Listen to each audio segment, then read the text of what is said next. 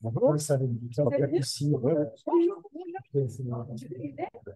Pardon? Votre prénom? Thomas. Thomas, enchanté. Merci de venir. Yosra. Yosra. Trop bien. Ok. Bah, du coup, ce sera là, c'est la introduction. Ça va au début? Avec plaisir. Ça m'arrange. Non. Non. Ah ouais, tu déconnes. Ah oui, là, pardon, excuse-moi. Ouais. Je suis marrant. Alors, attends. Est-ce que. Comment on veut que tu m'envoies les enfants? Je partage. Comment on voit les enfants? Ça va, bébé pousse bien. Ouais. Ah ouais, là, il est top. 5 mois quand? Les quand? C'est quand? C'est dimanche le premier? 5 mois dimanche. Ça commence à faire les dents? Ouais. Il a les. Ça va les. Non, même pas les jours. Le jour, je l'ai récupéré. C'est moi. Donc aujourd'hui, il n'avait pas fait à cause de ça. Pour éviter ces problèmes de perte. Pour forcer les développeurs à écrire en dur le nom des composants. Et donc au moment où la page se téléchargeait, dès le premier téléchargement, il était. C'était beaucoup plus rapide. Donc là, il y a du business, ils l'ont quand même sorti, mais dans la doc qui est ici, ils expliquent vraiment bien dans quel cas il faut servir, dans quel cas il ne faut pas s'en servir. Et donc, par exemple, ce qui donne comme exemple, c'est que si on importe des choses, ce qu'il ne faut pas faire, c'est la première ligne, elle est bien, c'est-à-dire qu'on importe en dur, donc ça veut dire que les serveurs peuvent parfaire votre code et détecter qu'il y a d'autres composants qui vont charger la page de composants. Et lundi prochain? Par contre, les deux autres, bon, il y a des types en négatif, non comme c'est des dynamiques en import, ce n'est pas charger le composant.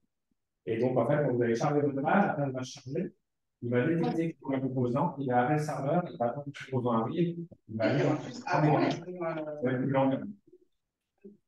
Donc, il y a des exemples. Ils expliquent qu'on peut charger tous les composants comme ça, c'est une petite page. Si vous avez une toute petite page, vous avez 3 composants, ça va être chargé direct. Par contre, admettons, vous avez un composant qui n'est pas lancé. Il y a des onglets, il y a 3 onglets, c'est un composant plus compliqué qui pèse lourd, qui n'est pas anti votre page. Il y a un user service dessus. Il explique que vous pouvez aussi les charger à la volée en JavaScript, c'est-à-dire que au lieu de télécharger directement le chargement de la page et contribuer au premier chargement qui serait lent, dans ces cas-là, ça pourrait être chargé à la volée seulement quand vous avez besoin.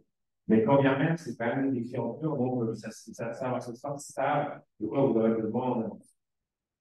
Je pense que ça pourrait être limite presque un meet-up entier sur ce sujet, quoi. Enfin, le plus important, c'est de savoir que ça existe et qu'il faut pas trop, faut savoir quand l'utiliser et pas s'en servir n'importe comment. Sinon, vous allez flinguer vos perfs comme Aura a flingué les perfs de Lightning Experience. Un autre sujet que j'aime bien, et puis ça vient de sortir en bêta, c'est Lightning Web Components, c'est basé sur un standard du web qui s'appelle les Web Components. Donc il y en a plein, il y a la WC, mais aussi des Web Components de Google, des Web Components de Microsoft, etc. Et depuis cette release en bêta, on a la possibilité de créer des web components qui viennent d'un monde non Salesforce, un web component standard. Comment ça marche? Ici, on voit qu'on a un tag qui ne correspond pas à un Lightning qui a quelque chose. Il y a un site, en fait, où il y a des gens qui ont créé des web components. Ça peut être, je ne sais pas, un truc pour sélectionner une date, ça peut être vraiment n'importe quoi. Ici, on peut ajouter dans notre HTML le nom du web component qu'on peut utiliser. On va dire à Salesforce, attention, c'est un web component qui vient derrière, c'est Salesforce. Et en dessous, on va voir que dans la HTML générée, il y aura tout un tag qui correspond pas à Salesforce. Et puis ici, on a quand j'ai pris l'exemple de la note Salesforce, qui n'est pas un genre, mais on a un petit composant qui nous affiche genre 1 minute de go, 2 minutes de go, voilà, 5 minutes. Bon, donc ça veut dire qu'il n'y a pas de JavaScript à coder, n'importe qui peut le mettre sur la page.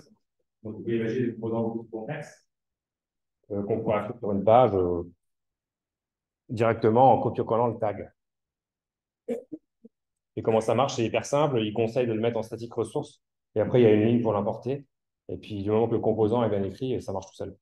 Donc, limite, on peut peut-être imaginer des trucs dans le futur, même dans la builder directement, parce qu'en fait, il y a un composant qui est bien, qui a été fait par Microsoft. Bah, qu'est-ce qu'il y avait à mettre? Il y avait à mettre un tag dans le HTML, un import et une ligne, et basta, quoi. Donc, sur le papier, en tout cas, c'est pas mal.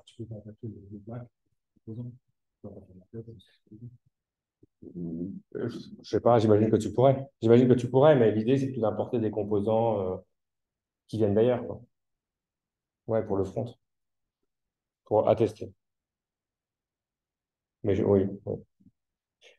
Un truc qui est très important, c'est que depuis cette version, donc Winter, Donc, il y a toujours eu un tag API version dans la metadata des WC, sauf que ça ne faisait pas grand-chose en fait. Et alors qu'en Apex, si on change le numéro d'API, il y a des features qui sont là que dans la dernière. Si un truc qui sort dans cette release, vous avez une classe en API 58, ça ne va pas marcher. Il va dire, je ne connais pas la méthode. Quand c'est en 59, ça va marcher. Et indirectement, comme on change de version en Apex, il y a des trucs qui peuvent exister, qui vont casser, etc. Donc, le numéro d'API pour l'Apex sert vraiment à segmenter à quelle classe vous avez accès ou pas. Pour AWS, ce n'était pas le cas. Depuis cette release, c'est le cas. Ça veut dire qu'ils vont commencer à versionner des choses qui vont casser d'une release à l'autre. Mais c'est par composant. Donc, on peut avoir des composants avec plusieurs API versions sur la page. Donc, il y a deux trucs. Donc, pour l'instant, il y a que des trucs qui cassent. Il n'y a rien de nouveau. Mais bon, l'idée, c'est qu'il y ait des trucs nouveaux aussi. Ce qu'il faut retenir, en tout cas, si vous avez des composants qui existent déjà, vous ne changez pas le numéro de version, il n'y aura pas de problème. Vous créez des nouveaux composants, ils sont directs dans la nouvelle version, il n'y a pas de problème non plus. Si vous voulez changer pour une raison ou pour une autre, monter le numéro de version de l'API de votre composant existant, peut-être qu'il y aura des trucs qui vont casser parce qu'à partir de l'API 59, il commence à casser des trucs. Donc, il faudra bien se rappeler le jour où vous voulez upgrader une version de composant. Avant, on s'en fichait. Maintenant, il faudra faire attention à ça.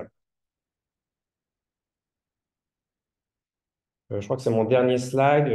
C'est un sujet qui était là depuis un petit moment, mais qui était en bêta. C'est DataWave, qui vient de MuleSoft. C'est JA, enfin, ça va être JA là, en Winter. C'est un truc que j'ai utilisé qui est vraiment bien. C'est-à-dire qu'on va pouvoir utiliser des scripts DataWave, donc ça ressemble à ça. Et l'idée, c'est quoi? C'est de prendre des données en entrée, de les transformer, de les faire ressortir en un autre format.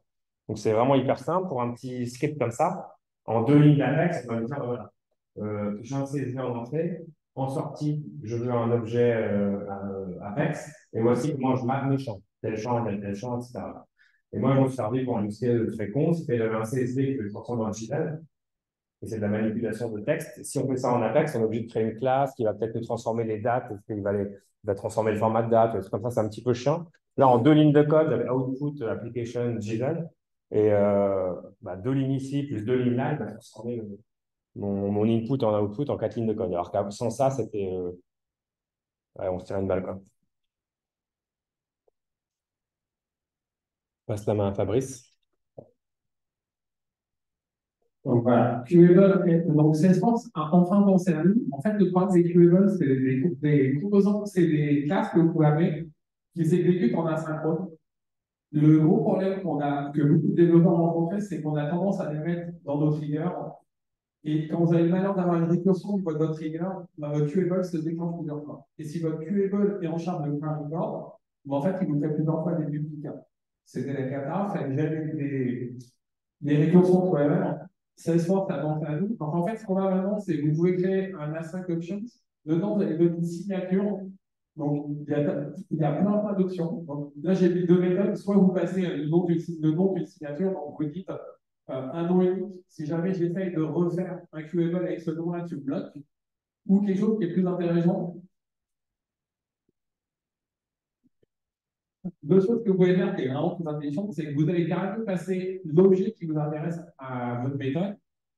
Vous allez créer ce qu'on appelle le hashtag de votre objet, donc une clé unique qui correspond à votre objet. Et vous allez dire, si j'ai déjà créé un QML pour cet objet, bah, t'amuses pas d'en recréer un dans mon trigger, ça ne sert à rien. J'ai pas besoin que tu me le refasses. D'accord? Donc, le gros intérêt de ça, c'est que vous vraiment vous protégez pas de vous retrouver avec des doublons, des triplés de record parce qu'un QML s'est déclenché plusieurs fois. D'accord? Donc, clairement, c'est vraiment une chouette innovation que Salesforce vous a fait. Et la deuxième que j'attendais vraiment avec impatience, parce que c'était vraiment américain, c'est l'apparition de l'interface comparateur. Avant cette release, pour pouvoir trier des objets dans Salesforce, on n'avait qu'une seule option. On prenait un objet, on implémentait l'interface comparable dans notre objet, et ensuite on expliquait à Salesforce comment on pouvait trier l'objet. Le problème de cette méthode, c'est qu'on n'avait qu'une seule façon de trier. Donc, si j'avais besoin de trier par rapport à un champ, je ne pouvais pas dire à Salesforce, moi je veux trier par rapport à un autre champ. Sinon, il fallait repasser dans cette méthode, c'était vraiment pas simple à faire. D'accord? Donc, ça, c'était avant. La bonne nouvelle, c'est que maintenant, on peut utiliser l'interface comparator. Donc, vous gardez votre objet, vous n'y touchez plus. Vous allez créer une autre classe qui, elle, va implémenter comparateur pour votre objet. Et c'est là que vous allez dire à Salesforce comment vous voulez faire la comparaison. Donc ici, je vais pouvoir trier les records par rapport à un champ, je vais pouvoir trier les records par rapport à un autre champ. Et quand j'ai besoin de trier ma liste, je vais juste dire à Salesforce de trier ma liste par rapport à l'une des classes de comparaison que je vais créer. Et Salesforce va être capable de trier à la volée en fonction des champs. D'accord? Donc, on passe vraiment d'un mécanisme où on était un peu gêné dans la manière de trier à la capacité de pouvoir avoir une multitude de tri pour un seul objet. Okay? Voilà. Et moi, c'est ce que je comprends. On arrête avec les développeurs en groupe. Bonsoir. Du coup, on va passer à la partie admin. Alors, contrairement aux sessions qu'on a l'habitude de faire, il n'y aura pas de démo dans la partie admin. Je peux dire que cette fois-ci, c'est très très mal.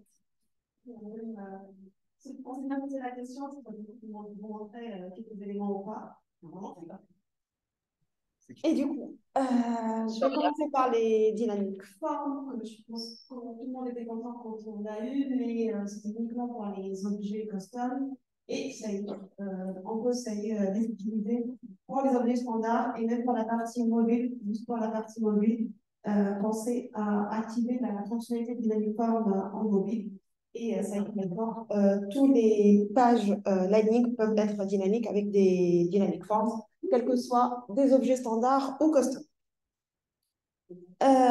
Les quick actions, on en a parlé la dernière fois et on a fait une petite démo, c'était en bêta, mais cette fois-ci c'est bon, c'est en GA, donc on pourrait l'utiliser. Donc pour ceux qui n'étaient pas là la dernière fois, donc on peut maintenant créer des boutons d'action et ça permet d'avoir des actions en masse sur toutes les related lists. Une nouvelle fonctionnalité, Intelligence View for Lead and Contact. Je pense que c'est plutôt orienté utilisateur, mais c'est une fonctionnalité de suivi qui est pas mal, qui permet d'avoir un suivi sur les leads et les contacts en suivant quelques métriques. Donc, je vous ai mis quelques métriques qui sont disponibles. En gros, depuis votre setup, vous avez la possibilité de suivre les leads à venir, votre total de leads. En fait, c'est une façon d'analyser votre pipe commercial et avoir une vue centralisée, sans plus. La dernière fois, du coup, Dorian nous a parlé de Opportunity Split. C'était une fonctionnalité que tout le monde attendait. Et après avoir du coup, mis en place les Opportunity Split aujourd'hui, on a la possibilité de rajouter des audits sur les Opportunity Split. Et je pense que c'est utile puisque les Opportunity Split, c'est quand même, ça gère les pourcentages des montants élevés ou commerciaux. Donc, c'est important d'avoir un suivi d'audit sur les modifications. Et on arrive sur la partie flow. Donc là, j'étais déçue de ne pas vous faire une démo, mais les fonctionnalités sont très simples. Et du coup, première fonctionnalité, c'est au niveau des erreurs. Donc aujourd'hui, vous avez la possibilité d'afficher, comme sur les pages standards, la possibilité de dire que je veux bien mon message d'erreur au niveau de mon champ. Ça pourrait être utile, mais voilà, sans plus. Si. Avant, on ne pouvait pas enregistrer notre flow si on n'a pas finalisé tous les branches. Là, c'est un exemple où j'ai mis, je suis sur un lead, j'ai mis des conditions, donc j'ai mis qu'il faut suivre des conditions, sauf que je n'ai pas mis de conditions. Donc avant, il me bloque, il ne me laisse pas enregistrer. Donc parfois, on est obligé de mettre n'importe quoi, donc une formule 1 égale à 1 pour pouvoir passer. Ben, maintenant, il nous sort un warning, mais il nous laisse quand même enregistrer notre flow en vrai. Donc, ça pourrait dépanner si on n'est pas, si on n'a pas tous les éléments pour finir notre flow. Autre fonctionnalité sur les flows, ça, je pense que ça a tendance de préparer un peu l'affichage en général. Aujourd'hui, sur les composants que vous avez, dès que vous cliquez, vous avez un panel à droite qui s'affiche avec tous les détails de vos composants, donc le bouton démarrer créer, et alors après du bouton transformer qui est encore en bêta, mais tout le reste, vous pouvez maintenant avoir des informations par rapport à votre opération, votre action qui est à droite de l'écran que vous pouvez modifier directement. Une fonctionnalité sur l'orchestrateur du flow. Donc avant, on avait la visibilité sur tous les flows qui sont dans notre base, y compris les flows actifs et inactifs. Donc aujourd'hui, on a la possibilité de filtrer et de régler l'orchestration de nos flows en se basant sur le filtre qu'on met à droite. Qu'est-ce qu'on a d'autre? On a le bouton Wait qui arrive en remplacement du bouton Pause.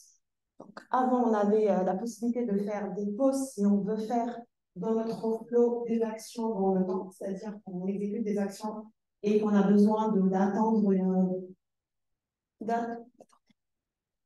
Ah, c'est maintenant que tu me dis. Donc, le bouton oui, donc ça va remplacer donc, le bouton pause. Ça permet de générer des actions qui sont dans le temps. Et on a 3 actions qui sont disponibles. Wait pour les conditions, wait pour le montant et wait pour les dates. Donc, avant, à l'époque, on utilisait les process executeurs. On avait la possibilité d'avoir des actions qui s'exécutent à partir de certaines dates ou attendre qu'un montant soit atteint. Donc, le bouton pause a été remplacé par 3 boutons, mais c'est les mêmes fonctionnalités qu'on avait la possibilité de faire avant en utilisant le bouton pause. La dernière fois, on a présenté le HTTP callout et on a présenté les Reactive Flow dans la session d'avant. Ça y est, ils étaient en bêta et maintenant ils sont ça y est en JA. Donc les Reactive Flow, on a présenté les formules. Aujourd'hui, la nouveauté, c'est qu'on a les display text qui deviennent réactifs. Et on a la possibilité dans les formules, donc la dernière fois c'était que les formules, ils ont rajouté 2 nouvelles fonctionnalités substitute et nuances, et on a la possibilité de rajouter des variables, mais voilà, il n'y a pas vraiment de nouveauté, à part que ils ont annoncé que les Reactive Components dans les Screenflow vont être l'avenir, et que dans chaque release, on aura un nouveau élément. Donc la dernière fois c'était les formules, et cette fois-ci c'est les display text. J'espère vous parler de Data Cloud parce que c'est un sujet d'actualité, mais je pense que ça mérite d'avoir une session à part. On va parler après quand on parlera de Dreamforce. Mais dans cette tendance de préparation de tout un univers lié à Data Cloud, donc sachez qu'aujourd'hui, dans les flows, à partir de la 24, on a deux nouveautés. C'est la possibilité d'avoir Data Cloud Trigger Flow dans la liste des types des triggers. Et on a une nouvelle fonctionnalité qui s'appelle Transform. Donc, c'est une partie de la liste des actions comme create, edit et delete. Donc, on a aujourd'hui une possibilité de faire une transformation des données, ce qui permet de faire le mapping si on utilise Data Cloud. Mais voilà, c'est un grand sujet et je pense qu'on prendra le soin de faire toute une session pour Data Cloud. Et on arrive à la partie sécurité pour clôturer la partie admin. Et Doria.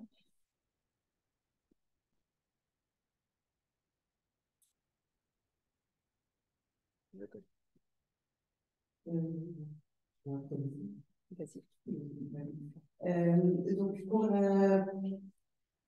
déjà pour la partie user management, juste un retour général, c'est qu'il y a pas mal de choses qui avaient été annoncées pas mal de choses qui étaient annoncées l'année passée à Dreamforce et qu'on voit aujourd'hui venir petit à petit dans les différentes releases. Alors évidemment, c'est au compte-gouttes, mais c'est aussi parce que, je vais en parler plus après, il y a aussi pas mal d'évolutions qui se font parce qu'ils veulent vraiment fournir au niveau du user management une espèce de plateforme globale pour les admins. Parce que c'est compliqué en fait, le user management, c'est des questions classiques, c'est pourquoi mon user voit les choses, pourquoi il ne voit pas. Pourquoi j'ai 2 users qui sont censés être les mêmes et qui ne voient pas la même chose. Donc il y a pas mal d'amélioration qu'on peut faire. Et donc ici, par exemple, on a les premières choses pour aider les administrateurs, c'est tout ce qui est report. Alors, il y a des reports sur les permission sets, parce qu'avant, ça existait, sauf que c'était en SQL. Donc si, en tant qu'admin, vous ne savez pas faire la requête, c'était pas disponible. Donc maintenant, vous avez la possibilité de faire des reports pour voir quels sont les permission sets qui sont attachés à l'utilisateur. Il y a aussi tout ce qui est open sharing. Est-ce que c'est parce que vous êtes en sharing manuel ou est-ce que c'est parce que vous êtes en team member? Et puis le troisième, c'est les films. En fait, le son, il est en deux. Voilà. OK. Donc ça, c'est les trois premiers rapports qu'ils ont fait sur les users. Bon, ça va. Ensuite, ça, c'est ce dont je parlais, c'est la première interface de La première interface au niveau des utilisateurs. On a eu des sessions avec les PM par rapport à ça, c'est Harbor, bien sûr, où on a discuté pas mal pendant Dreamforce de ce qu'on voulait et on a dit, nous, ça nous prend trop de temps en fait, de faire du debug de user. Donc, on a vraiment voulu faire un focus et en gros, le besoin, c'est quand je suis dans la configuration, je veux pouvoir voir quand je regarde un user, l'ensemble des mécaniques de sécurité et de visibilité. Toutes les permission sets, tous les groupes, les appartenances de groupes en cascade. Pareil pour les queues. J'ai vraiment une visibilité complète sur l'ensemble de mes utilisateurs. Évidemment, il y a une volonté de câbler ça avec du Einstein pour pouvoir assigner plus facilement et plus rapidement, par exemple, des permission sets. Et finalement, il y a aussi cette possibilité de comparer deux utilisateurs, de voir, ben voilà, j'ai deux utilisateurs, ils sont normalement dans le même service, mais j'ai une permission set qui manque d'un côté. Donc ça, ce que vous voyez ici, c'est le premier écran, on va dire l'écran de démarrage qui viendra aussi s'étoffer au fur et à mesure des prochaines releases. Ici, on a déjà quand même les permission sets, c'est déjà pas mal. Alors, ces permission sets en direct, hein, qu'on assigne, qui vont permettre de voir l'ensemble des droits qu'il y a dedans. Et après, ce sera complété avec les appartenances au groupe, les profils pour ce qui restera sur les profils, etc. On n'en parle pas souvent, mais sur les gros projets, on a des event block files. Je ne sais pas s'il y a quelqu'un ici qui les utilise, mais là, pour le coup, je vais vraiment parler parce qu'il y en a deux qui sont sortis, qui sont super utiles au niveau de la sécurité. Le premier, c'est donc les accès insuffisants. Exemple, je suis un mauvais développeur, j'ai développé en wizard sharing et j'ai affiché une liste. Et puis, mon utilisateur va cliquer dessus, va cliquer sur le record, mais en fait, il n'a pas accès au record. Donc, le système va lui claquer une erreur en disant tu n'as pas accès à ce record. Ces événements permettent de récupérer toutes ces erreurs d'accès. Donc ça, c'est bien parce que si on a des stratégies de monitoring, au moins on peut traquer directement de manière proactive quels utilisateurs n'ont pas eu accès aux différents records et voir ce qui se passe au niveau des règles. Non, c'est par défaut quand tu as Shield.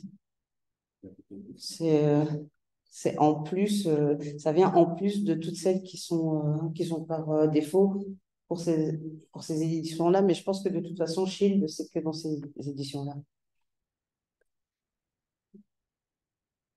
Et le deuxième, c'est pareil, c'est quand je supprime ou rajoute quelqu'un au niveau des groupes. Donc en groupe, quand on parle de groupe, on parle de public group ou de queue. Ça aussi, en fait, il y a certains secteurs qui sont super sensibles au niveau de ça, où on doit, parce que c'est une chose de dire quand on vend des baskets qu'il faut gérer la visibilité, c'est autre chose de le dire quand on fait de la finance. Il y a des ordres où c'est super sensible. Donc, ce genre de choses, c'est câblé en général avec des SIM, donc des systèmes de monitoring centralisés au niveau de l'entreprise qui vont permettre de remonter ce genre de choses. Et puis, deux fonctionnalités, de composants, de parties que j'ai eu l'occasion de voir plus en détail pendant Dreamforce, c'était Security Center. Donc là, c'est vraiment quelle est la santé de mon org. Alors, il y a plein d'outils d'audit qui existent déjà sur le marché. Ce soir, je veux vraiment mettre un focus, fournir une palette d'outils dans Salesforce. C'est pas gratuit. C'est vraiment pas gratuit, on va dire. Mais ça permet quand même d'avoir pas mal de tracking. Donc, c'est comment mes utilisateurs s'authentifient, qui a raté son authentification, pourquoi, quelles sont les plages d'IP, donc un peu tout ce qui se passe au niveau de la sécurité. Et ce qui est pas mal avec Security Center, c'est que je peux établir des policiers. Donc, je peux avoir des alertes ou des setups, genre, je vais dire que moi, mes utilisateurs, ils peuvent se connecter sur tel range d'IP et au lieu d'aller faire ça sur tous mes environnements, parce que potentiellement, il y a des clients qui sont multi-org, je vais prendre une policy et je vais aller la déployer sur l'ensemble de mes environnements. Et tout est policy, ça marche pareil. C'est un accélérateur au niveau de la sécurité. Et j'ai vu l'ensemble des nouvelles fonctionnalités qui vont sortir dans la roadmap, c'est pas mal.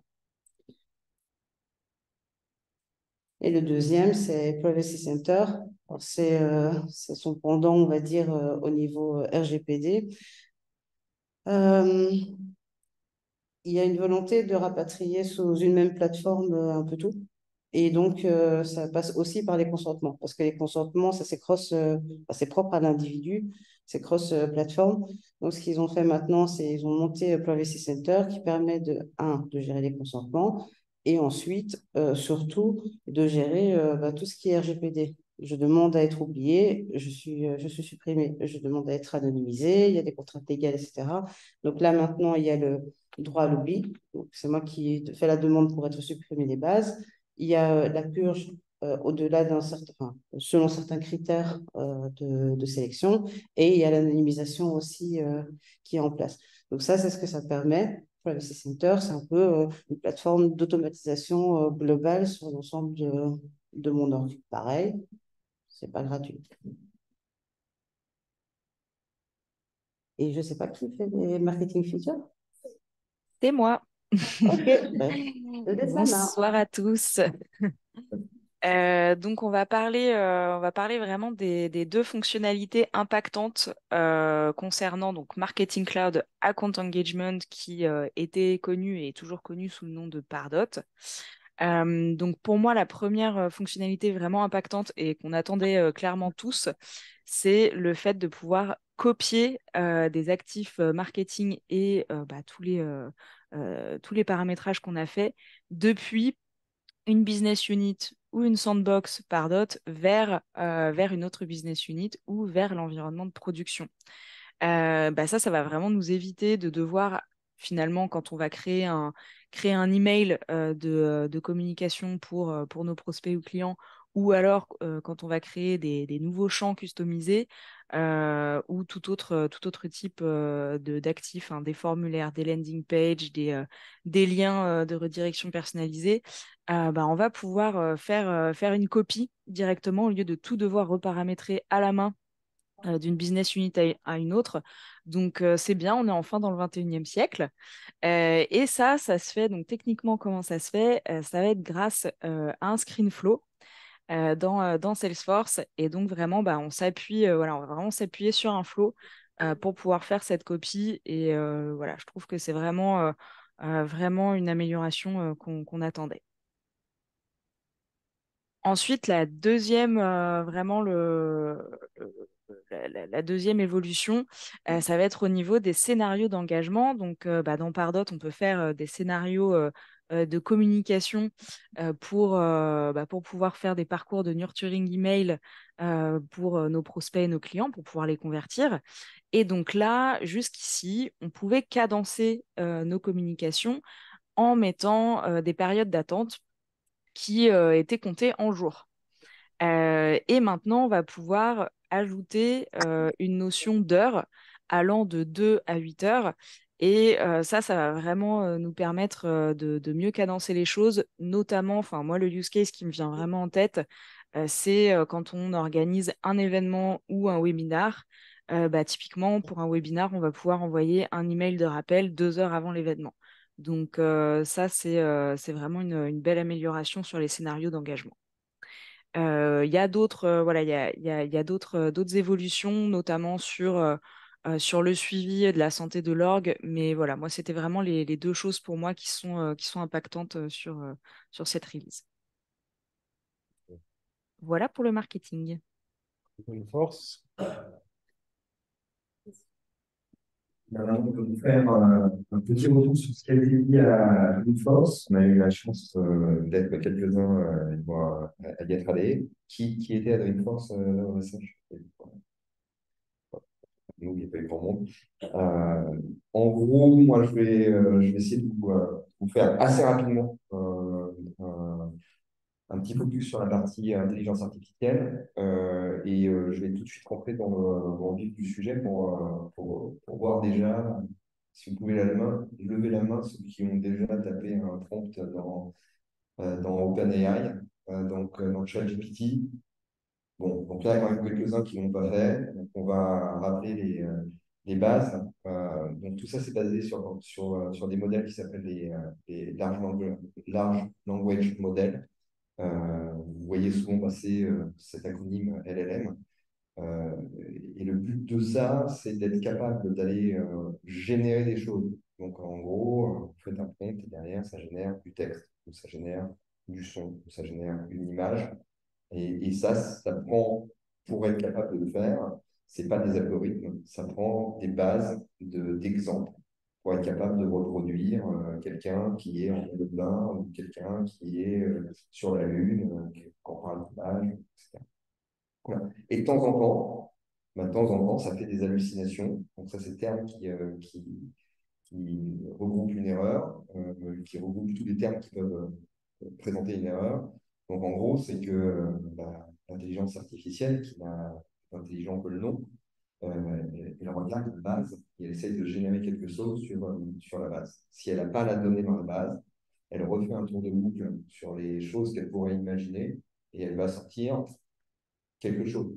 Typiquement, si vous dites je veux louer un appartement, remplis-moi la meilleure annonce possible pour que je puisse le mettre sur Airbnb, elle va vous dire, ce plan d'appartement, 5 pièces à Paris.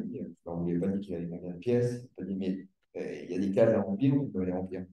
Elle va dire, faut pas dire sur les 5 pièces. On va dire où? On va dire Paris, c'est plus simple. Ça, c'est des hallucinations. Euh, donc, il faut faire attention. Ça répond parfois complètement à côté de la plaque. Parce que si ça ne sait pas, ça fait style, ça se fait vraiment. C'est là où c'est fort.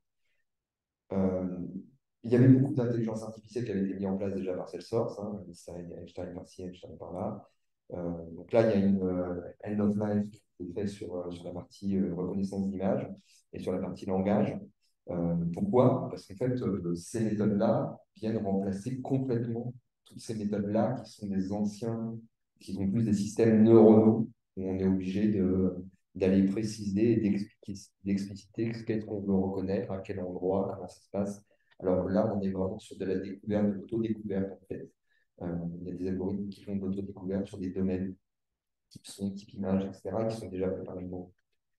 Alors, il y a une grosse annonce en mars, depuis Salesforce, sur quoi il a commencé avec Einstein, GPT, qui est en gros la même chose que ce que vous avez fait avec GPT, ce que vous avez pu tester, mais à l'intérieur de Salesforce. Ils ont découlé sur tout le truc, on l'a vu tout à l'heure pour le code, mais c'est vrai aussi pour le service, c'est vrai aussi pour Slack, c'est vrai aussi, etc. L'exemple de truc qui, moi, je trouve, a du sens, c'est vous n'avez pas eu le temps de sur Slack, vous n'avez pas eu le temps de participer à une réunion, et à la fin, ça vous fait un petit résumé qui, en général, pas trop mauvais, de quelles sont les actions qui ont été prises et qui a dit quoi. Voilà. Donc, on peut s'attendre à avoir tous ces éléments-là, quelque chose qui s'appelait AI Fast. Et là, à Dreamforce a été annoncé Einstein One. Donc, ils appellent ça la Trusted AI Platform for Customer Companies. L'idée, c'est vraiment d'avoir une architecture qui permet de faire de bout en bout quelque chose qui est, sur lequel on peut avoir on va dire, une notion de fiabilité qui est quand même assez forte. C'est on va choisir quel est le type d'AI qui est utilisé, on va choisir quelles sont les sources de données, on va choisir comment ça s'applique. Voilà, on va donner, l'idée c'est de donner un espèce de ChatGPT et tout ce qu'il y a derrière OpenAI, ce que vous avez pu peut-être voir sur la génération d'images, de son, etc., à des gens qui sont à l'intérieur de Salesforce, donc qui puissent accomplir leur travail un petit peu mieux, et ça, si possible, sans code. Donc, comment ça marche? Déjà, c'est basé sur un truc qui s'appelle Einstein One Data Cloud. Data Cloud était déjà là, mais ils ont rajouté une couche au-dessus. Donc, Data Cloud, pour vous expliquer ce que c'est une super grosse base de données qui pourrait regrouper, à titre d'exemple, vous êtes une grosse société qui a 12 ans de Salesforce. Et bien, Data Cloud, ça va être la base de données centrale qui va récupérer toutes ces données, mais aussi qui va récupérer des données de votre SAP, qui va récupérer des données du mail, qui va vous permettre de faire des choses avec Tableau, etc. Et c'est ça que va utiliser justement la partie intelligence artificielle. Sauf que la partie d'intelligence artificielle, elle a besoin de contexte supplémentaire, de trancher les choses de manière un petit peu différente. Pas le flux de TL qui échange les données, mais là, il va falloir matcher les choses pour dire, bah, quand tu cherches quelque chose dans cette base de données, c'est ça, et dans cette base de données, c'est ça. Donc, il va falloir un petit peu plus expliciter les choses. Donc, c'est un peu le cœur central. Sans data cloud, vous n'avez pas d'intelligence artificielle qui fonctionne. Et c'est aussi un moyen d'être sûr que les données que vous pouvez récupérer de l'extérieur, elles sont bien mises en valeur comme vous avez envie de les faire prendre en compte par la partie Einstein. Donc, ça veut dire qu'il va falloir que vous puissiez exprimer des relations sous forme de graphiques, etc., avec des choses qui sont très complexes et qui vont être désignées par des spécialistes. Mais l'idée, c'est vraiment d'avoir quelque chose qui permette de faire ça, qui est le centre du réacteur. Maintenant, comment on l'utilise? On va l'utiliser ça avec Einstein Copilot. Donc, Copilot a beaucoup été utilisé, notamment pour le code, mais là, c'est plus global, hein. Donc, l'idée, c'est vraiment que vous ayez un assistant. Donc, c'est un assistant qui est toujours là et qui, contrairement à ce qu'on avait avant, Einstein, Best Action, Next Action, qui était là pour dire, et là, est-ce que ça serait bien de faire ça? Il est là pour vous dire, si tu pouvais me causer un petit peu, moi, je suis prêt à te faire plein de trucs, t'envoyer des mails pour toi, pas t'envoyer des mails, d'ailleurs, c'est faux, te préparer des mails qui vont être prêts à envoyer et que tu devras relire en tant qu'humain pour vérifier que je ne dis pas une énorme bêtise. Mais ce genre de choses-là. Donc, en gros, c'est vraiment l'assistant. Je trouve que c'est vraiment les deux termes là, que vous rappeler, pour l'utilisateur, c'est vraiment out of the box, c'est directement disponible, il n'y a rien à faire. Il va parler avec lui et c'est vraiment un assistant. Et donc ça, Einstein Copilot, c'est vraiment fait pour les utilisateurs finaux. Et il y a le pendant, du coup, hein, donc là, vous allez l'avoir en plein texte, on va avoir des prompts comme ça qui vont apparaître, qui permettent de créer un rapport, d'aller chercher une donnée, de faire une mise à jour, de trouver dans vos emails quelle est la prochaine personne que vous devez contacter, ou trouver qui connaît quelqu'un dans la société pour aller vendre un truc. Voilà, ce genre de choses. Derrière, bah, il y a aussi un outil pour les admins qui est Einstein Copilot Studio avec plein de builders à l'intérieur, à la Salesforce, sans code. Euh, L'idée derrière ça, c'est d'être capable de préparer ça dans le contexte de vos données. Donc, le prompt, c'est quand vous allez parler, sauf que votre utilisateur, il va pouvoir dire, dans le cadre de cette opportunité, est-ce que tu pourrais me dire combien on peut gagner? Voilà. Bah, dit comme ça, c'est pas trop le contexte. Un admin il va pouvoir dire ça c'est un prix, ça c'est ça. Voilà. C'est un petit peu l'idée, c'est qu'on va aller préparer le contexte pour que quand l'utilisateur parle de choses, ça pré-remplisse en fait des champs qu'il n'ait pas besoin de remettre un petit peu comme les templates d'email, si vous voulez, hein, qui vont aller chercher des données qui préparent un email. Bah là, ça va préparer avec en fonction du prompt que la personne elle va mettre, ça va nous préparer un prompt pré-rempli. Dans ce contexte, j'aimerais bien que tu essayes de renvoyer un mail à la personne principale de l'opportunité. Ah oui, donc tu veux parler de machin avec le champ truc et avec l'email qui prépare l'email, etc. Mais l'admin derrière, lui, il a préparé le travail. La partie skills, c'est une notion un petit peu plus complexe qui est de dire où est-ce que tu vas trouver en fonction de ce que tu demandes. Pour ceux qui ont déjà travaillé au niveau service et skills, c'est ce qui permet de dire j'ai une question sur telle thématique qui est donnée, à qui je vais l'adresser. Donc là, c'est un petit peu la même thématique, c'est j'ai quelle typologie de question, qu'est-ce que j'en fais, où est-ce que je vais chercher les données. Et le modèle builder, c'est ce qui va vous permettre non pas de construire un modèle de A à Z, mais de comprendre tous les paramètres des modèles que vous allez utiliser. Salesforce arrive avec un modèle qui est basé sur OpenAI, mais vous pouvez aussi utiliser des modèles qui sont complètement à l'extérieur. Donc en gros, c'est vraiment de donner, il y a une nouvelle catégorie d'admins qui va arriver, qui vont être des admins qui vont être typés AI, parce que dès qu'on va vouloir commencer à travailler avec ça, il y a vraiment des compétences que dans la salle, je pense, personne n'a moins compris, et sur lesquelles l'expérience va jouer énormément. Et beaucoup de sociétés vont faire cette demande-là et vont demander de construire des choses un petit peu de ce genre-là. Oui, ça ressemble quand même beaucoup à ce que je disais tout à l'heure, un template d'email dans l'esprit, sauf que bah, ça donne des contextes qui sont quand même, il faut avoir une fine gymnastique d'esprit pour être capable d'aller le chercher. Tout ça dans une mode vraiment dans laquelle on arrive à coordonner. Et là, sur quoi cette force insiste, la première chose qu'il faut bien comprendre, c'est que du coup, vous avez compris que le prompt builder va prendre des vos données à vous, va les mettre dans un prompt pour vous, s'il n'y a pas le prompt qui a été tapé, et va l'envoyer éventuellement à l'extérieur pour que quelqu'un, type OpenAI, fasse une requête et revienne vers vous avec des données qui sont intéressantes pour faire un template, un truc comme ça. Ouais, enfin, le problème, c'est que vous allez exposer du coup des données à l'extérieur.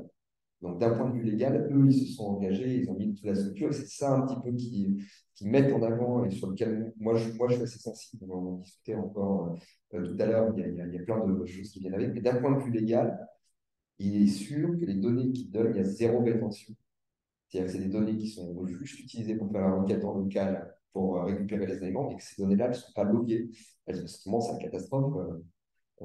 J'aimerais bien que tu recherches les gens qui ont le même numéro de carte d'identité ou de carte bleue. Et puis derrière, ces données-là vont être stockées quelque part à l'extérieur chez quelqu'un qu'on ne connaît pas. Donc ça, c'est la première chose. Et la deuxième chose, c'est d'être sûr que c'est dirigé vers des choses qui vont vous ramener des choses qui ne sont pas trop hallucinantes. Sur lesquelles on est un peu sûr de ce chose-là. J'espère que ça va vous donner une petite appétence à ça. Tout petit peu de pub, le 11 octobre, donc pas après-demain, mais bientôt, et fait un retour d'expérience sur des gens qui ont déjà mis ça en place, ou tous les ChatGPT. Ça sera à 700 France, on va envoyer le lien. Donc il y aura des gens qui ont vraiment mis en place, qui ont vraiment vu que ça ne marchait pas à certains endroits, qui ont vraiment vu que ça marchait éventuellement à d'autres, et qui font un retour d'expérience là-dessus. Voilà, merci. Et donc là, maintenant, c'est l'architecte de notes avec une architecte. Ok, on a eu d'assister dans Reports, on avait plusieurs panels, plusieurs pilotes. Donc, partie 2 et partie archi, partie dev et partie admin. Et c'est ce qu'on va essayer de vous présenter ce soir. Donc, pour la partie architecte, il y a une focalisation et un message à donner sur la partie IA data. Donc, c'était vraiment le mot d'ordre qui a été donné, je pense, même pas que pour les archives, mais de façon globale. Et du coup, je pense que je ne vais pas encore dire plus sur Einstein 1. Je pense que Jean-Michel a bien présenté les choses. Je vous présente aussi le plan de Salesforce pour tout ce qui est innovation depuis 2009. Donc, ça fait partie des éléments qui ont été déjà pris en compte et ça suit pour. Et j'ai mis pas les data. Data Cloud, c'est un peu l'accomplissement de tous ces éléments-là qui vont suivre. Donc, il y a plein de nouveautés et de points à prendre en considération dans tout ce qui est. Donc, on parle de sources de vérité et tous les éléments qui vont aller d'un élément à un autre à travers toutes les applications qu'on voit. Donc, il y a plein d'applications qui évoluent, mais ça rentre dans le même concept de toutes les solutions qu'on est en train de mettre en place que la partie architecture doit prendre en compte.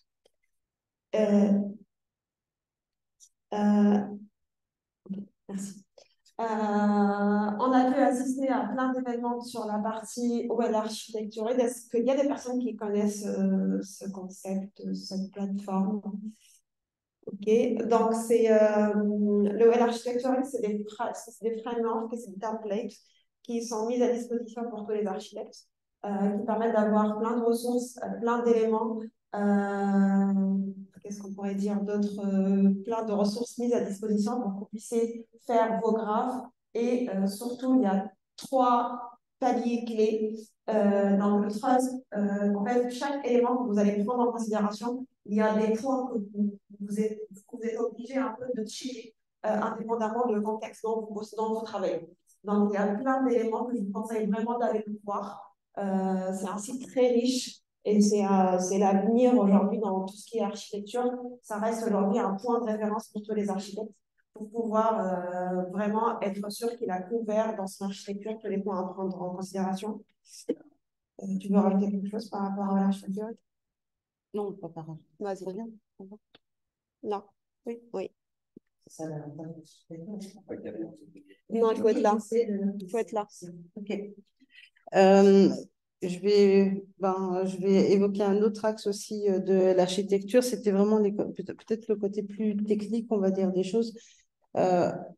On voit au fil du temps qu'on a évolué en fait avec les technologies. Il y a eu le mobile, et après il y a eu les trucs des réseaux sociaux, et hop, on a eu Chatter, et puis on a eu Slack, et bon, bref. Et puis il y a eu Jenny et Big Data, et après, maintenant, Einstein. Il y a quand même une question aussi qu'on doit se poser quand on fait de l'architecture, parce que on a plein de blocs différents au niveau de l'entreprise. C'est comment est-ce qu'on va réussir à aligner? Parce qu'aujourd'hui, tout le monde est là, Einstein, Einstein, Einstein, mais ok, mais d'un point de vue technique, en fait, c'est même pas la même plateforme. Donc ça, c'était aussi une des grosses évolutions au niveau de Salesforce, c'était de dire, on a fait des acquisitions, on a fait plein de rachats, mais en fait, c'est pas enfin, vous le savez, c'est pas sur la même plateforme. Ça fait pas si longtemps que Pardot est revenu, par exemple, sur la plateforme. Ça fait pas si longtemps qu'ils ont lancé Commerce B2B au niveau Commerce Cloud. Mais on a toujours Marketing Cloud, genre l'ex-Exact Target qui est à part. On a toujours les vestiges de Cloud Create et Dementor aussi qui sont perdus quelque part, on ne sait où. Et donc, il y a une vraie volonté en fait de rapatrier toutes ces technologies sous une même plateforme. Donc, pour moi, ça, c'était vraiment on va dire, le point le plus important de la keynote, c'était euh, ils sont en train de travailler pour amener Marketing Cloud sous le corps.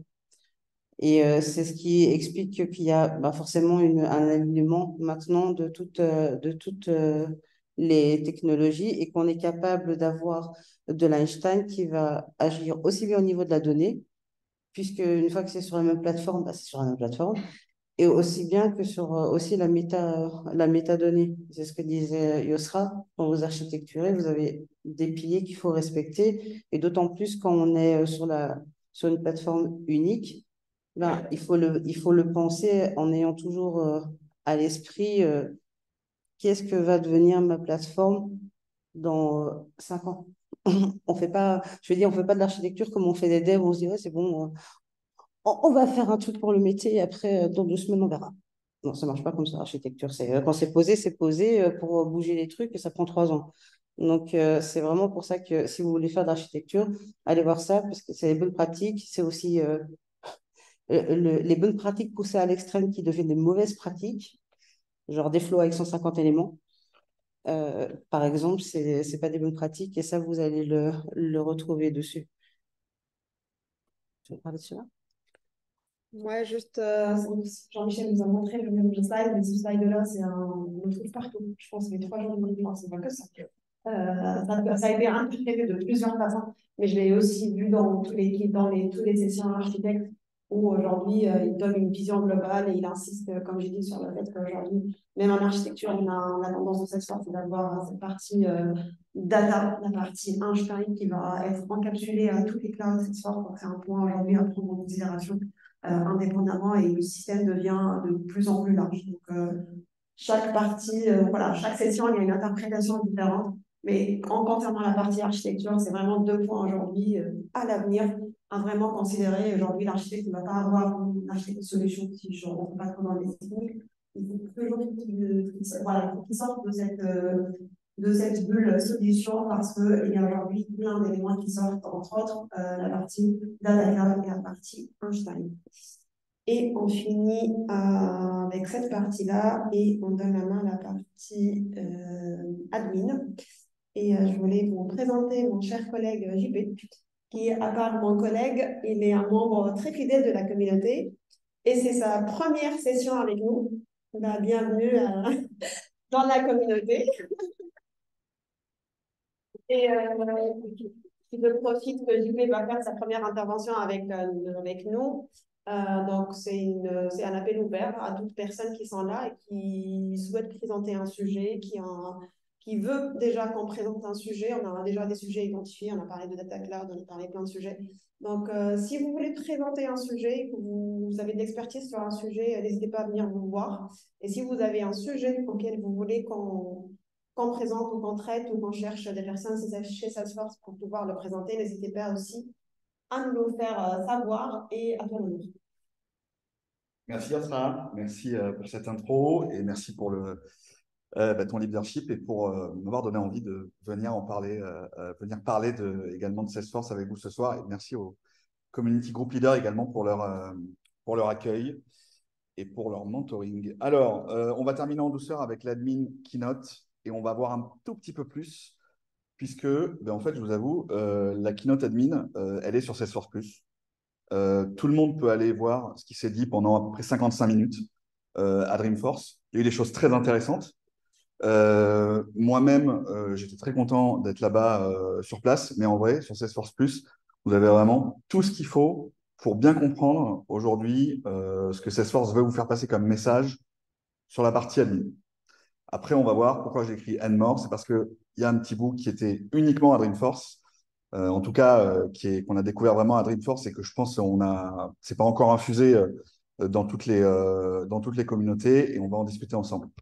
Alors, ont été présentés lors de la keynote admin, d'abord un petit peu ce que Salesforce fait de mieux. Alors, ils aiment bien rappeler le Flow Builder, donc ils ont montré des choses qu'en fait tout le monde connaît.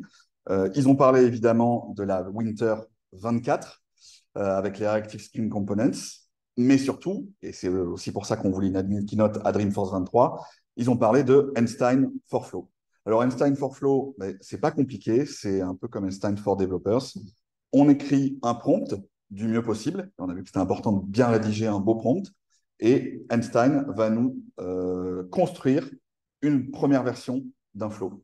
Alors évidemment, ce ne sera pas le meilleur flow que vous aurez pu construire. Ce ne sera qu'une première partie, une première version. Mais dans cette version-là, au moins, vous pourrez déjà voir les éléments qui vous prenaient avant 3000 clics pour mettre en place et vous pourrez apporter vraiment la valeur ajoutée de l'admin qui sait construire des flows. Donc, c'est generally available en Spring 24. J'espère que ce sera disponible vraiment pour tout le monde sur le core, sur la plateforme. Je ne sais pas trop encore comment ils vont s'organiser du point de vue du licensing, parce que ce n'est pas anodin pour Salesforce d'envoyer de la data sur leur modèle. C'est littéralement ça qui coûte du crédit, du token. Donc, je suis très curieux de voir comment ils vont pouvoir gérer les milliers de admins qui vont frénétiquement utiliser le prompt pour créer des flows avec Einstein. La deuxième partie de la keynote, pareil, ils ont repris ce qu'ils font de mieux. Ils ont parlé de l'App Builder, ils ont parlé des Dynamic Forms sur les mobiles. On l'a évoqué tout à l'heure, c'est dans la release Winter 24 qu'on a présenté. Ils ont évoqué l'User Access, un peu trop rapidement à mon goût, mais c'est normal, c'est parce qu'en fait, c'est simple. Le User Access, on peut dire qu'il a sa propre keynote à Dreamforce. On va en parler juste après. C'est Cheryl Feldman, qui est une des PM les plus actives de Salesforce et qui a donné une roadmap très intéressante. Non, surtout, ce que je voulais voir avec vous et regarder un petit peu plus en détail, puisque Jean-Michel l'a déjà évoqué, c'est le Prompt Builder, donc, qui est théoriquement disponible globalement en Spring 24. Et donc, le Prompt Builder, comme on l'a vu, ça répond au besoin d'avoir des prompts qui soient très pertinents, puisqu'en fait, la génération par l'IA d'un texte, elle ne sera aussi bonne que la qualité du prompt qu'on aura mis en entrée. Et donc, Prompt Builder, il propose à l'admin de créer des templates de prompts qui seront disponibles aux utilisateurs dans le contexte. Et donc, quand on dit contexte, c'est à la fois des données et aussi le tone of voice et finalement, on va dire tout ce qui est tout le wording de l'entreprise et les bonnes données donc, qui vont bien donc, récupérer par exemple sur des objets custom et pas sur un champ standard par exemple que le prompt de base aurait pu aller récupérer. Et le Prompt Builder, il va être disponible, de ce que je comprends aujourd'hui, sur deux grands types de textes générés, sur de l'email. Donc là, en effet, on a vu, ça se rapproche finalement d'un email template, sauf que là, l'email template, on va pouvoir lui dire, je ne veux pas que tu me parles de ça, je veux que le tone of voice, il soit sympa, casual, mais quand même professionnel. etc., etc. Et donc ça va vraiment être des guidelines qu'on va donner au prompt qui va être disponible pour l'utilisateur dans le contexte de l'email template. Il y a un autre type de prompt builder auquel on a accès, c'est le field generation. Et là, on va être plus sur l'optique d'avoir finalement de la donnée qui soit structurée, qui soit bien formatée pour, par exemple, préparer une réunion commerciale. L'exemple que Salesforce aime bien donner, c'est, bah, tiens, j'aimerais que tu génères en fait un résumé des cases qui sont ouverts pour mon client, parce que là, je m'apprête à aller le voir en réunion et j'ai pas envie d'être surpris par un case, par exemple, qui soit ouvert, qui soit en priorité high et qui soit escalated. Donc là, le prompt, il va pouvoir générer ça, d'autant plus qu'en fait, on va pouvoir mettre du flow dans le prompt. Donc ça veut dire que ça va aller requêter les différents cases ou les autres enregistrements qu'on lui aura demandé. Et inversement, ce prompt, on pourra même aller le mettre dans un flow, par exemple dans un screen flow, de manière à pouvoir générer à la volée des éléments contextuels du texte intelligent. Alors, c'est un petit peu plus anecdotique, mais moi j'ai toujours trouvé que c'était assez sympa tout ce qu'il y avait autour de la tagline Awesome Admin et les Salesforce Admins. Je trouve qu'ils animent très très bien la communauté. Donc avant, il y avait le Skills Kit. En tout cas, jusqu'à présent, il y avait le Skills Kit qui était disponible sur leur site. Là, ils ont livré d'autres choses. Il y a des vidéos YouTube. Il y a également la mise en place de l'advisory board et ils devraient également délivrer d'autres éléments. Donc, regardez bien leur site admin.salesforce.com pour pouvoir choper ces éléments qui sont quand même assez intéressants pour pouvoir se faire des convictions sur la gestion dans Salesforce. Et la User Access Roadmap, pour terminer. Alors ça, c'est vraiment alors, entre guillemets, de l'inédit, puisqu'en fait, Sherry Stallman, elle communique énormément sur les réseaux sociaux et sur également le blog admin. Donc, le Future of User Access ou User Management dans Salesforce, c'est le nom de sa session à Dreamforce. Elle a fait la même en 2022. Elle en a fait un article quelques semaines plus tard. Cet article, d'ailleurs, il résonnait avec ce qu'elle a présenté là. Donc, je suis sûr qu'elle va le partager à nouveau à tout le monde, même à ceux qui n'étaient pas à Dreamforce. Et notamment, de ce que j'ai compris qu'ils sont en train de développer, toujours dans l'optique de proposer moins de clics aux admins, c'est d'avoir des summaries. On l'a vu, là, ça arrive en Winter 24 avec les permission sets group bientôt. Le User Access Summary, on va aller sur un user, je vous montre juste après un petit draft qu'ils ont proposé. On va sur le user, on a un summary des droits du user. Voilà, on n'a pas besoin d'aller dans les PSG, le profil, etc. On peut regarder ça d'un seul clic. On a également tout ce qui est summary au niveau de l'object manager. Pareil, moins de clics. On est sur un objet, on a envie de savoir comment on y accède à cet objet. On peut le voir directement à ce niveau-là.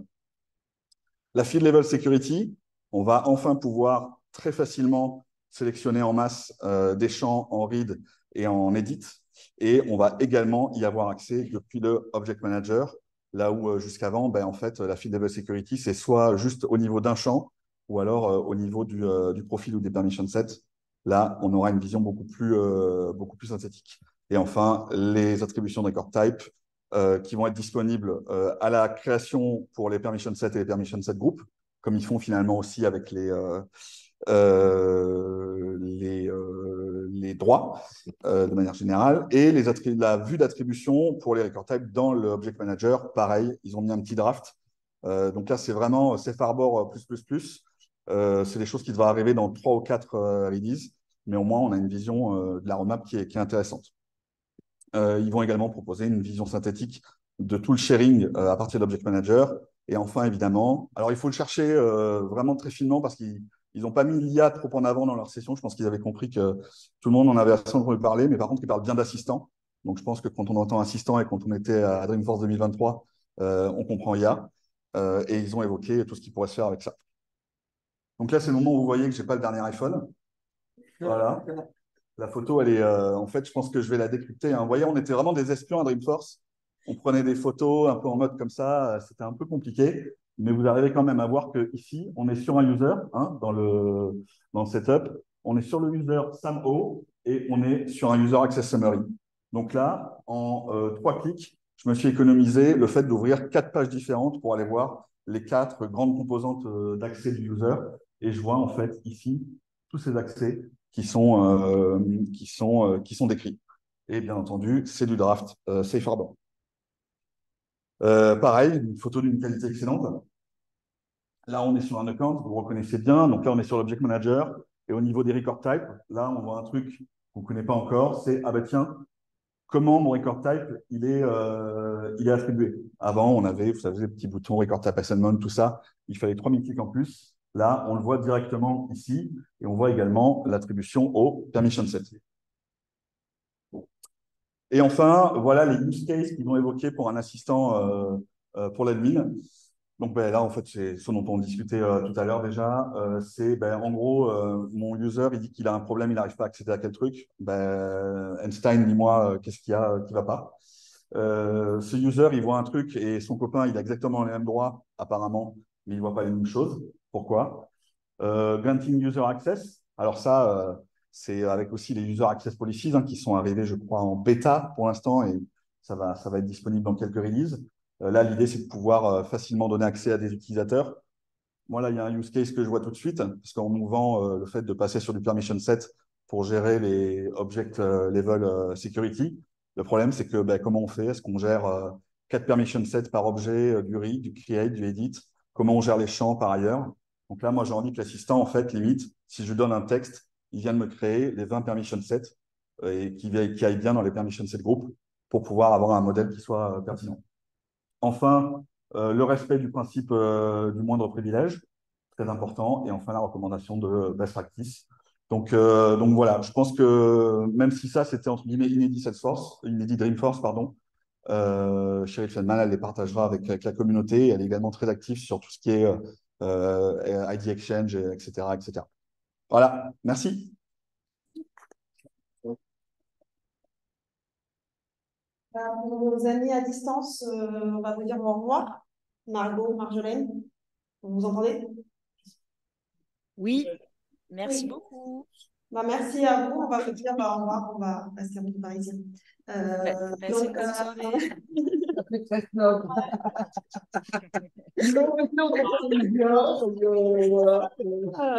Ok. Merci à vous et à la prochaine du coup. Ils sont partis. Ils sont partis. Donc du coup, je vais mettre le caout et avant, je vais inviter Izzy qui nous a accueillis aujourd'hui. Bonsoir à tous. Du coup, je suis Chalina qui est en train de propagation chez les et nous, il y a eu une réunion pour remercier les collègues avec nous. C'est toujours un peu tard, par contre, avec les événements de Je sais à peu près la caméra. Voilà.